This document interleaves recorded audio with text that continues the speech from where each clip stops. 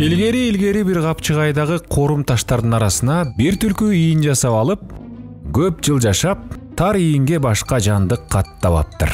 Бир күнү күн аябай суук болуп, түлкү ийинден чыгып, тамак издеп жойлоп жөнөйт. Ал кетери менен ачка кынжыйган бир карышкыр түлкүнүн келишин күтүп, ийинге кирип жатып алат. Түлкү жолу болуп курсакты кампайта тойгузуп, кечке жуук ийинге келди. Караса карышкырдын изи. Дароо ойлоно калат. Эгер карышкыр ийинде жатса, анда мени соо койбойт. Эптеп амал издейин дейт. Анан ийиндин оозунан алынын бардыгынча «Ийиним, сен соо эмессиң го. Ар дайым мен келгенде жооп берчи элең, ал кайратың кайда кеткен?» деп кыйкырат.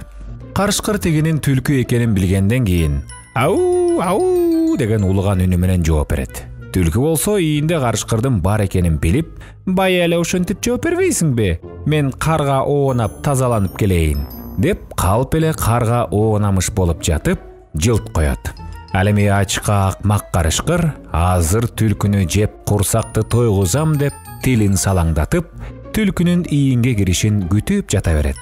Аңчылыктан жолу болбой келаткан мергенчилер ийинди көрүп, ага капкан салып коюшса, карышкыр түшүп калат.